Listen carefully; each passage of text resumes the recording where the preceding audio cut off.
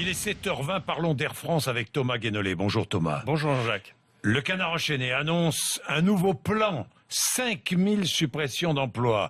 La direction d'Air France dit c'est faux. Nous contentons de ces 2000 suppressions de postes. Suppression de postes, avec beaucoup de départs négociés. Bien, mais Air France, avant de vous écouter, je voudrais rappeler tout ce qui pèse sur les épaules d'Air France. D'abord, la concurrence déloyale avec les compagnies du Golfe, qui ont touché 42 milliards de dollars de subventions. Premièrement, la grève des pilotes qui a fait perdre 400 millions d'euros à la compagnie l'année dernière. Le personnel d'Air France qui n'est pas mieux payé que celui des autres grandes compagnies européennes, mais qui coûte beaucoup plus cher. La faute au poids des cotisations sociales.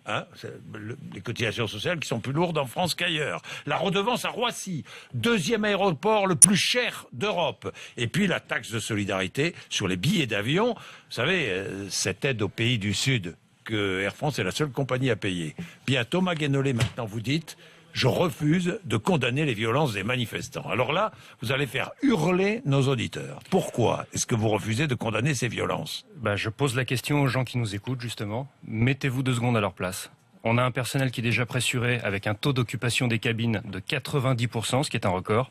Vous avez des salariés, parce qu'on parle des pilotes, c'est Nanty, paraît-il. Vous avez des salariés qui touchent 1 800 € par mois malgré des années d'ancienneté. Vous avez déjà 5 500 suppressions de postes de 2012 à 2014.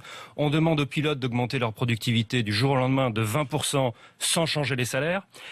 Leur rémunération actuelle, d'ailleurs, est normale compte tenu de leur niveau d'études et de responsabilité. C'est une parenthèse. Il n'y a eu aucune augmentation générale des salaires depuis 4 ans. Le travail des jours fériés, en partie, n'est pas compensé. Il y a eu baisse de la grille d'ancienneté. Il y a eu diminution des jours de congé et des RTT. Et maintenant, annonce d'encore 2900 suppressions de postes. Et voire peut-être 5000. Alors maintenant, je demande aux auditeurs, en conscience, imaginez que vous fassiez partie des licenciés. Imaginez que vous avez un seul salaire dans le foyer et que vous avez 50 ans.